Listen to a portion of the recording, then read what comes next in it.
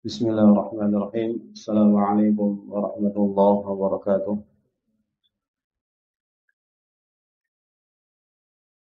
Alhamdulillahi rabbil alamin. Wassalatu wassalamu ala asyrafil mursalin. Nabiyina Muhammadin wa ala alihi wa sahbihi ajma'in. Amma ba'd. Ayyuhal hadirun rahimakumullahu ta'ala. Alhamdulillah, Allah subhanahu wa ta'ala masih berkenan memberikan kepada kita nikmat-nikmatnya yang sangat dibutuhkan untuk mengisi waktu-waktu dalam kebaikan-kebaikan. Salawat dan salam semoga selalu tercurah kepada Nabi kita Muhammad sallallahu alaihi wasallam yang dipercaya oleh Allah Subhanahu wa taala untuk menyampaikan risalah darinya, yang sudah menyampaikan risalah dengan setuntas-tuntasnya. Pada kesempatan malam hari ini insyaallah taala kita akan membaca bersama satu hadis dari kitab Riyadhus Shalihin karya Al-Hafidz An-Nawawi rahimahullahu taala pada bab 172 tentang disunahkannya berdoa dalam perjalanan yang ditempuh seseorang. Silakan dilihat buku-buku atau kitab-kitabnya.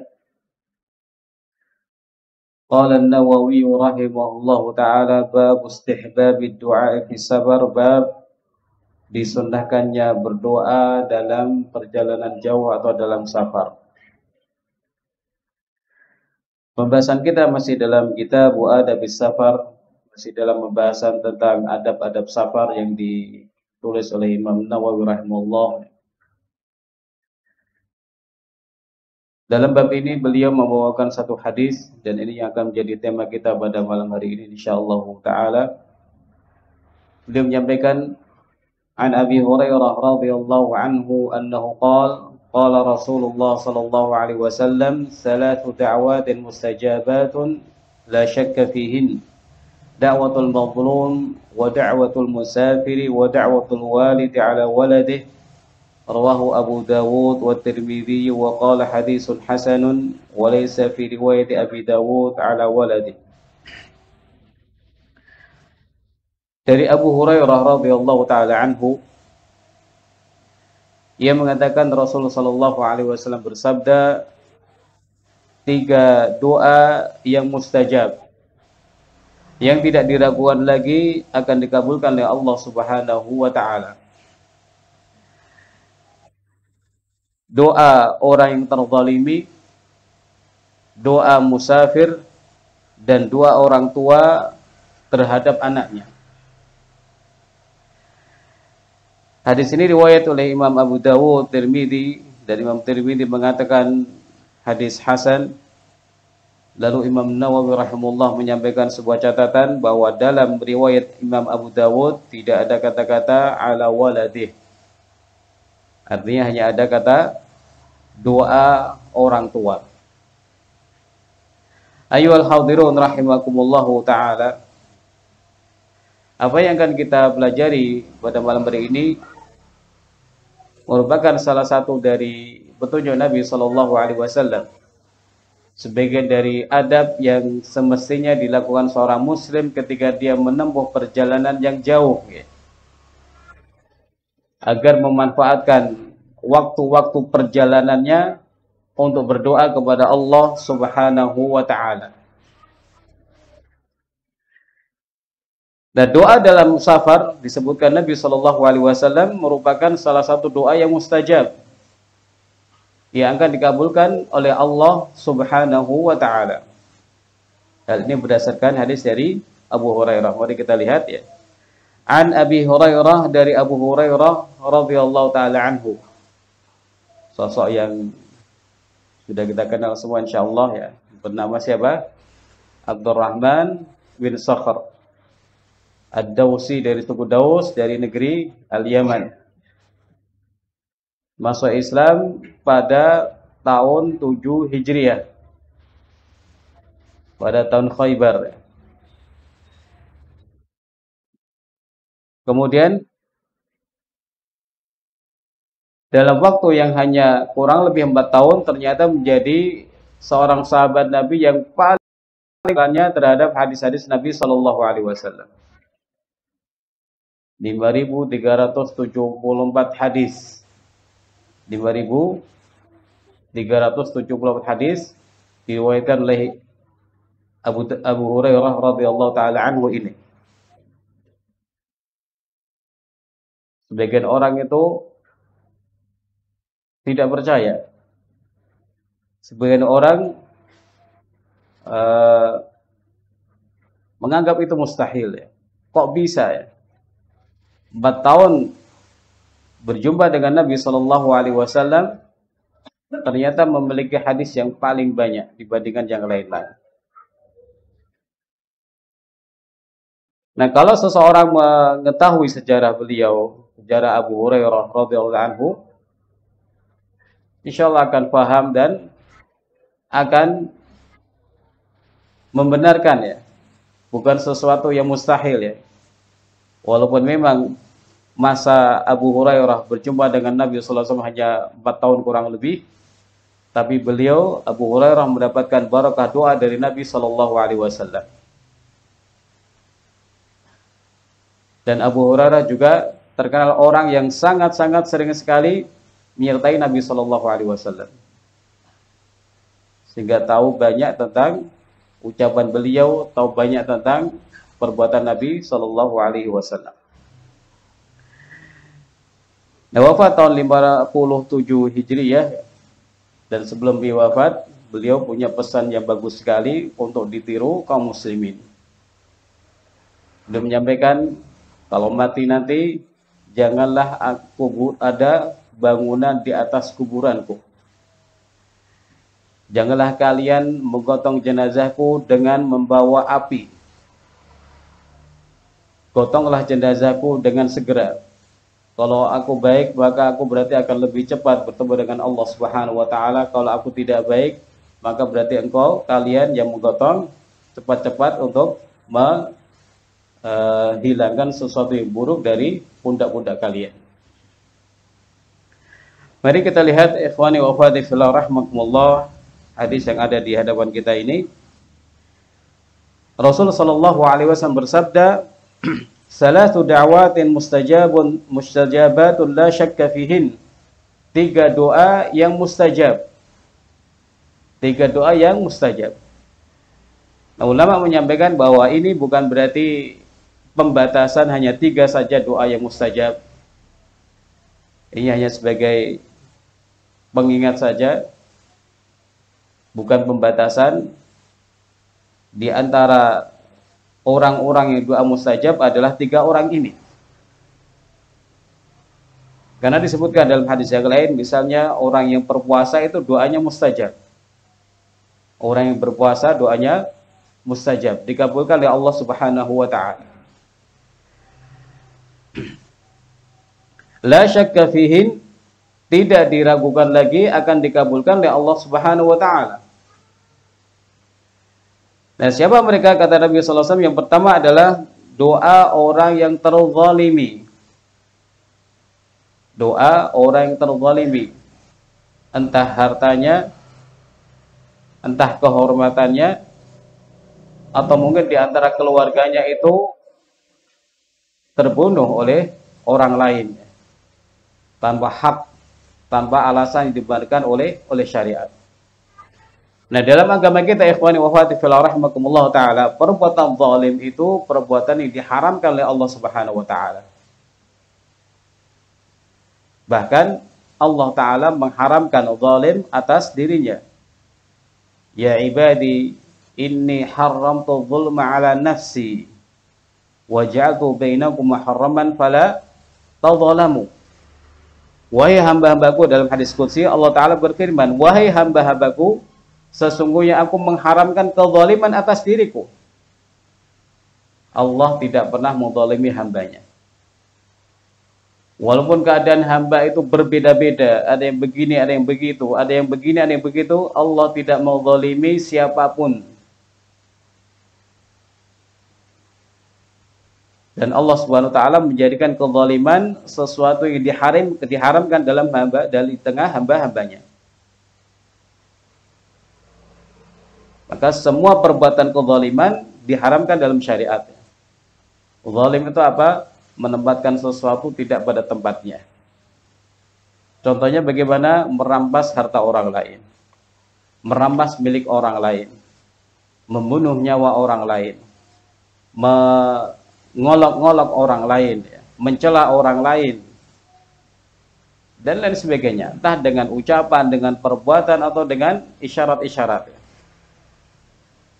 Kalau itu suatu perbuatan yang tidak pada tempatnya, maka itu termasuk kezaliman. Apalagi kalau kezaliman itu berhubungan dengan membunuh orang lain, menghilangkan nyawa orang lain. Ini sesuatu yang sangat-sangat besar sekali bahayanya. Nyawa sangat dihormati dalam agama kita. Satu nyawa sangat dihormati dalam agama kita. Ketika ada orang itu menghabisinya, menghabisi nyawa orang, membunuh dengan tanpa dibenarkan, maka dia berhak untuk diperlakukan dengan perlakuan yang sama demi menjaga kehidupan manusia-manusia yang lain. Ayo hadirun rahimakumullah ta'ala, ketika orang dizalimi, dia akan sedih, dia akan marah, ya, haknya dirampas atau haknya tidak ditunaikan, ya.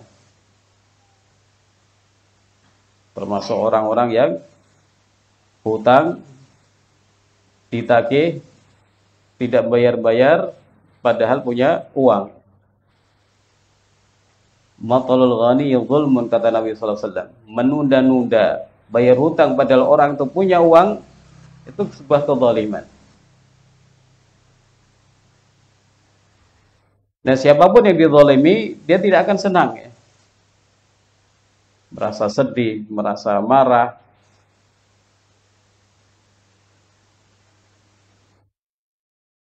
Maka dalam kondisi ini disebutkan ulama bahwa doa orang yang dzalimi ini mustajab sebagai pelipur lara perasaannya, sebagai hiburan untuk meringankan apa yang dirasakan. Ya, Allah Subhanahu wa taala akan mengabulkan doa-doa orang yang terzalimi, walaupun itu adalah orang kafir yang terzalimi, walaupun dia adalah orang kufur kepada Allah yang terzalimi. Karena zalim tidak boleh ada di tengah dunia ini. Kezaliman tidak boleh dilakukan muslim kepada muslim yang lain, demikian juga muslim kepada orang-orang yang kufur kepada Allah Subhanahu wa taala. Sebabnya tadi, kezaliman itu diharamkan, tidak boleh dilakukan. Ayyuhal hadirun rahimakumullah ta'ala. Berikutnya adalah wada'watul musafir, doa orang musafir. Nah, sebelumnya ada yang lupa, ya. Ada sebuah catatan yang disampaikan Syekh Khalid As-Sabat hafizahullah ta'ala tentang masalah mendoakan keburukan terhadap orang yang zalim. Orang yang terzalimi boleh mendoakan keburukan kepada orang yang menzalimi dia, tapi dengan doa yang tidak menzalimi orang yang menzalimi dia. Gimana maksudnya ini? Jadi doa yang diucapkan orang yang terzalimi jangan berlebihan. Misalnya cuma sandal hilang di masjid,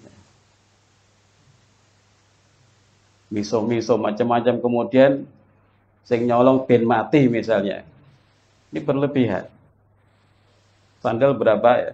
Kalau memang tidak bisa memaafkan, doanya doa yang sekadarnya, gitu, sesuai dengan kadarnya. Kalau bisa didoakan baik ya alhamdulillah. Tapi kalau kemudian dia mendoakan keburukan ya jangan menzalimi orang dalam doa tersebut. Allah tidak akan mengabulkan doa yang zalim juga ya. Nah, beliau Syekh Khalid Sabit mengatakan ya, seandainya orang mau mendoakan keburukan ya, sesuatu yang paling selamat ya, semoga Allah membalas keburukannya. Ini paling selamat ya. Tidak ada kezaliman. Semoga Allah membalas keburukannya. Semoga Allah Subhanahu wa taala membalaskan untuk saya keburukan dia. Atau semoga Allah Subhanahu wa taala memberikan kepada dia hukuman sesuai dengan perbuatan jahatnya. Ya.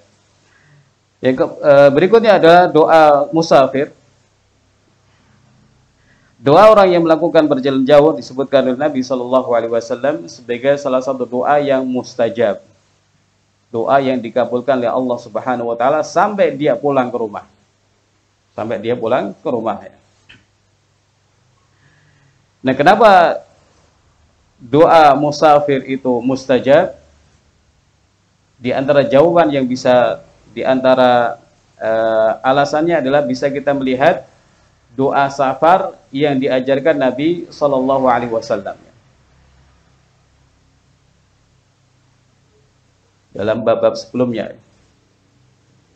Pertama-tama beliau mengajarkan supaya kita bertasbih kepada Allah Subhanahu Wa Taala yang sudah menundukkan atau memudahkan kita mempergunakan tunggangan atau kendaraan. Kalau bukan kuasa Allah untuk memudahkan kita menguasai kendaraan tersebut, maka manusia tidak akan bisa menguasai kendaraan atau tunggangannya. Ini menunjukkan betapa lemahnya manusia di dunia ini. Mungkin kalau hewan tunggangan ya, mungkin suatu ketika ya, walaupun sudah jinak, sudah terlatih, tapi bisa jadi tiba-tiba tidak terkendali. Atau kendaraannya juga demikian, tiba-tiba tidak bisa dikendalikan. Entah kenapa tiba-tiba terjadi sesuatu yang di luar dugaannya sehingga bisa kecelakaan atau yang apalah.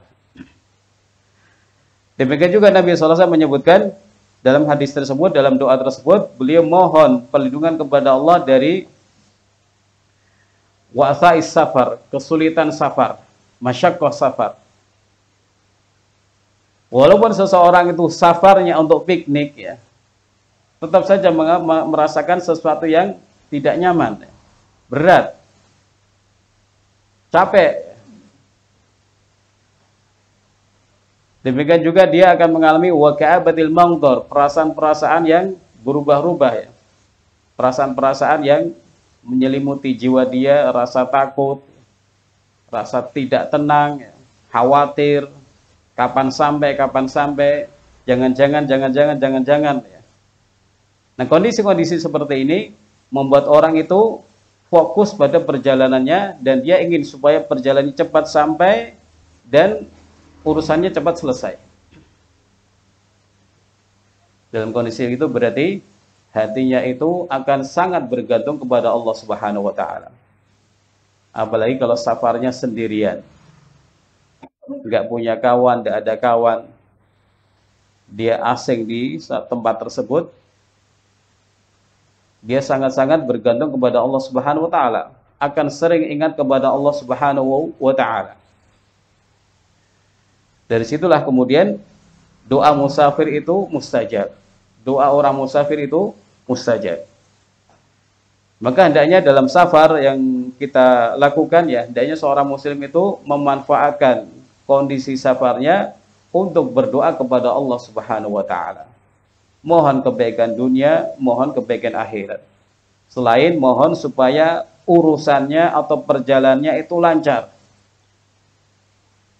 Selain memohon supaya perjalanannya selamat, juga mohon kebaikan-baikan untuk anaknya, untuk saudara-saudaranya, kesembuhan saudara-saudaranya, dan lain sebagainya.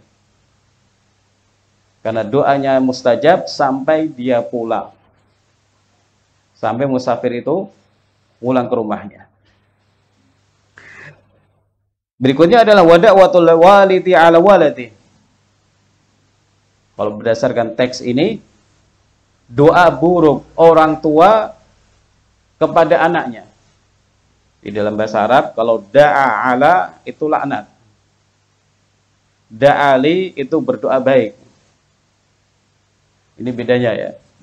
Da'a kalau kemudian dilanjutkan dengan huruf ala, maka maknanya adalah mendoakan keburukan. Kalau da'ali artinya mendoakan kebaikan. Nah, dalam lafaz Imam At-Tirmidzi rahimahullah taala, beliau membawakan lafaz dan doa orang tua, doa buruk orang tua kepada anaknya ini mustajab. Sebagaimana juga doa baik orang tua bagi anak juga mustajab. Jadi kalau kita ngikuti riwayat dari Imam Abu Dawud, berarti ya doa orang tua secara umum, entah yang baik ataupun yang buruk, semuanya mustajab. Ikhwani fillah rahimakumullah ta'ala. Ketika berbicara tentang doa orang tua yang mustajab, baik ataupun buruk ya, berarti ini sangat berhubungan dengan masalah birrul walidain. Bagaimana seorang anak itu berbuat baik kepada kedua orang tuanya. Bagaimana seseorang itu berusaha untuk mencari ridho kedua orang tuanya. Berusaha untuk menjauhi segala sebab yang bisa menyebabkan orang tuanya itu marah. Birrul walidain itu sangat luas sekali. Pokoknya semua kebaikan yang disebutkan dalam syariat, nah dalam bentuk ucapan, berbentuk perbuatan atau berbentuk dengan harta, maka orang tua berhak untuk mendapatkannya pertama kali. Ucapan yang baik, berarti orang tua paling berhak mendapatkannya. Perbuatan yang baik, perbuatan yang halus, sopan santun, berarti orang tua paling berhak mendapatkannya. Demikian juga ketika anak itu punya uang yang berlebih, maka orang tua yang paling pantas untuk mendapatkan uang dari anaknya terlebih dahulu daripada yang lain-lain. Ayyuhal hadirun rahimakumullahu ta'ala. Generasi salafus saleh sudah mencontohkan bagaimana mereka berusaha untuk menghindari perbuatan durhaka kepada orang tua. Sampai-sampai Zainal Abidin Ali bin Husain bin Ali bin Abi Thalib ya, tidak mau makan bersama ibunya dalam satu tempat, khawatir apa? Ketika mau ngambil sesuatu, jangan-jangan ibunya menginginkannya. Gara-gara itu kemudian aku nanti durhaka. Takut sampai seperti itu. Nah, karena itulah ikhwani wa akhwati fillah rahimakumullah taala, hendaknya seseorang berusaha dengan sungguh-sungguh dalam birrul walidain. Sebuah kewajiban anak yang berlangsung terus sampai anak itu meninggal. Kewajiban yang terus berlangsung dan berlaku walaupun orang tua sudah wafat. Nabi SAW pernah ditanya oleh seseorang, wahai Rasulullah, apakah masih ada sisa perbuatan baik yang harus aku lakukan kepada orang tuaku setelah mereka meninggal? Beliau menjawab, iya. Mendoakan mereka, memohonkan ampun bagi mereka, kemudian menjalankan wasiat mereka, menyambung tali silaturahmi dengan karib kerabat bapak ibu, dan menjalankan menyambung hubungan dengan teman-teman baik mereka. Ini 5 hal yang disampaikan Nabi Shallallahu Alaihi Wasallam.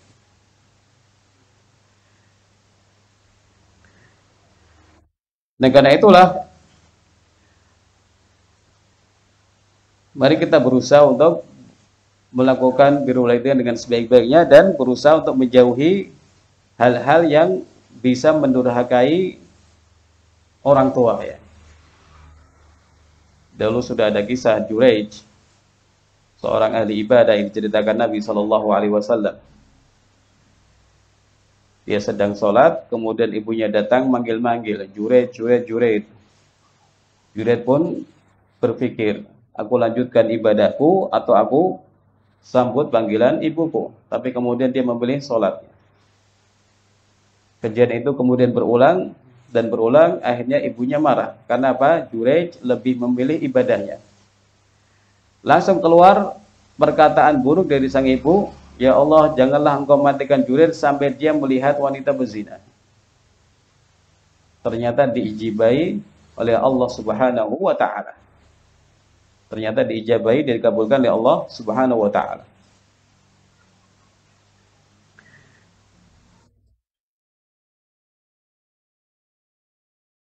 Ringkas cerita, kemudian Juret ini dituduh menghamili seorang wanita yang berusaha menggoda dia. Kemudian orang-orang pun marah, ya. Orang-orang menghancurkan tempat ibadahnya, orang kemudian mengolok-oloknya, ya. Nah, Juret pun bingung, kenapa kalian mukul-mukul aku? Kenapa kalian menghancurkan tempat ibadahku? Orang mengatakan, kamu sudah menghamili wanita dan wanita itu sudah melahirkan anak. Maka Juret kemudian bertanya, mana anak itu? Bayi ini kemudian didatangkan, lalu Juret menekan perutnya, siapa bapakmu, sambil bertanya. Maka bayi ini langsung menjawab, Ra'il ghanam, bapakku adalah penggembala kambing. Nah, pelajaran dari kisah ini, ayyuhal ikhwah wal akhwat rahimakumullah taala, bahaya durhaka kepada orang tua. Bahaya durhaka kepada orang tua. Baik. Nah, beberapa pelajaran dari hadis yang mulia ini disampaikan Syekh Salim Al-Hilali hafizahullah taala. Yang pertama, at-tahdhiru minadh zulmi, peringatan dari perbuatan zalim. Jangan sampai kita berbuat zalim, karena doa orang yang terzalimi itu mustajab. Dengan merampas, dengan mengolok, dengan membunuh, dan lain sebagainya. Li'anna aqibatahu wakhimah, karena dampaknya sangat buruk sekali. Dan doa orang yang terzalimi itu mustajab, walau wa in kana kafiran, doa yang terzalimi itu mustajab walaupun dia orang yang kufur kepada Allah Subhanahu wa taala. Ini bentuk keadilan Allah, dan bentuk Allah Subhanahu wa taala itu menyukai keadilan dan tidak menyukai kezaliman dalam bentuk apapun. Pelajaran berikutnya adalah hudza lil musafir ala du'a.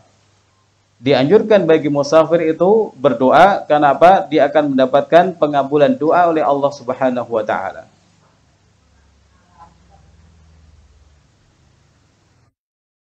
Pelajaran berikutnya, wujub birrul walidain wa adamu ighdabihim bi ayyi syaklin minal ashkal, kewajiban berbakti kepada kedua orang tua.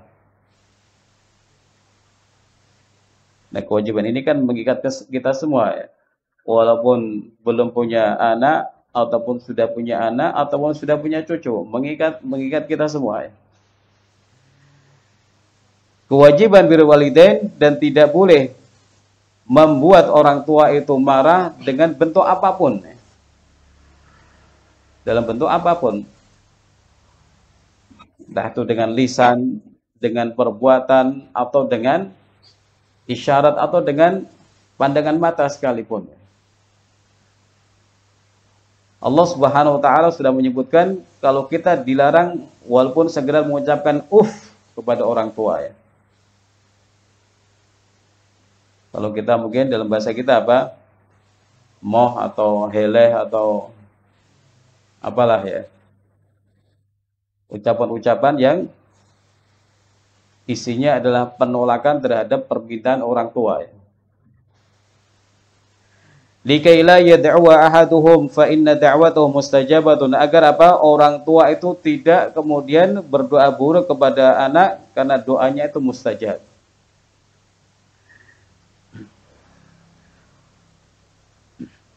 Kemudian hudza lil walidaini fi adami ta'ajjul bid du'a,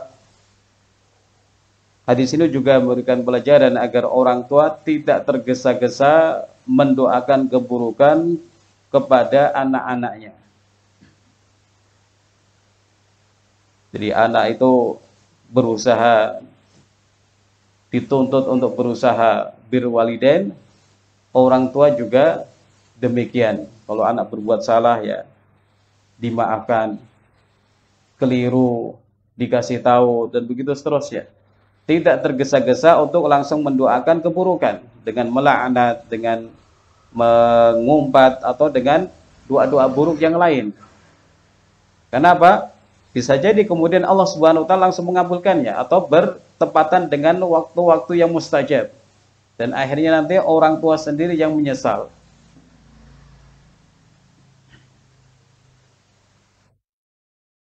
Jadi ada sebuah kisah dari sebuah keluarga ya. Jadi ketika ngomong anaknya itu sambil ngomong, moga-moga kowe dadi wong sugih walaupun medit. Ternyata tenan. Jadi ibunya pernah kerja kepada anaknya ini, yang lain-lain sudah dibayar, ibunya nggak dibayar malah. Ngosek tamak gampang. Kepada orang lain baiknya luar biasa, kepada ibunya sendiri ternyata tidak bisa berbuat baik. Ini mungkin di antara doa yang mustajab tadi ya. Entah itu main-main apa tidak ya. Tapi ternyata kondisinya demikian.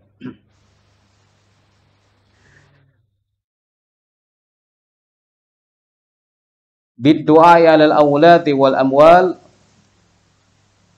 Jadi orang tua itu dianjurkan untuk tidak tergesa-gesa untuk mendoakan keburukan terhadap anak-anak mereka atau terhadap harta-harta yang mereka miliki sendiri ya.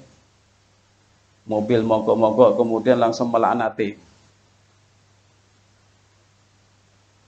Hewan ternak pileran kemudian dilaknati semua. Atau usaha tidak maju-maju kemudian melaknati usahanya sendiri atau mesin-mesinnya atau apalah gitu ya. Kenapa? Nanti dia sendiri yang merugi, yang akan menyesal. Balid doa lahum bil khairi wat taufiqi was sadad. Tapi hendaknya yang dilakukan orang tua adalah mendoakan bagi anak-anak mereka untuk mendapatkan kebaikan, untuk mendapatkan taufik dari Allah Subhanahu wa taala, dan untuk dapat istiqamah di jalan agama ini. Pasti tidak akan rugi.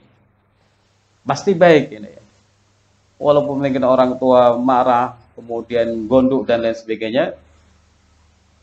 Nah, ajaran dalam syariat supaya orang tua itu bisa mengendalikan diri, jangan melaknat anaknya sendiri. Karena apa? Akibatnya dia akan menyesal nanti. Anak juga diharapkan untuk tidak memicu emosi kedua orang tuanya. Jadi sama-sama dituntut untuk melakukan hal yang terbaik ya. Orang tua tidak mudah sekali mendoakan keburukan. Anak juga tidak mudah sekali untuk memancing emosi orang tuanya. Nah, kemudian ikhwani fillah rahimakumullah taala, karena doa orang tua itu mustajab, maka hendaknya anak-anak, para anak itu memanfaatkan doa orang tua dengan sebaik-baiknya. Sering-sering mohon doa kepada orang tuanya ketika orang tuanya itu masih hidup ya. Mau ada ujian, mohon doa ya. Mau ada urusan penting, mohon doanya. Mau bisnis baru misalnya, mohon doanya, dan begitu seterusnya. Orang tuanya juga akan senang insya Allah karena dimintai doa. Juga akan menunjukkan keakraban antara anak dengan orang tua. Dan anak pun akan mendapatkan keberkahan dari doa bapak ibunya. Ikhwani akhwati fillah rahimakumullah taala. Jadi dalam hadis yang kita pelajari ini ada satu petunjuk lain dari Nabi sallallahu alaihi wasallam, atau petunjuk lagi dari Nabi sallallahu alaihi wasallam dalam safar yang sudah beliau sampaikan kepada para sahabat agar seorang muslim ketika safar itu memperhatikan masalah ini. Tidak memperhatikan kalau zaman sekarang kan suka foto-fotoan atau apalah ya. Tapi hendaknya poin ini tidak dilupakan. Karena apa? Karena ternyata seorang musafir itu memiliki kesempatan doa mustajab dari Allah Subhanahu wa taala dalam safarnya sampai dia pulang. Dalam safarnya sampai dia pulang. Ini yang kita pelajari ikhwani wa akhwat fillah rahimakumullah dalam malam ini. Semoga bermanfaat buat kita semua ya.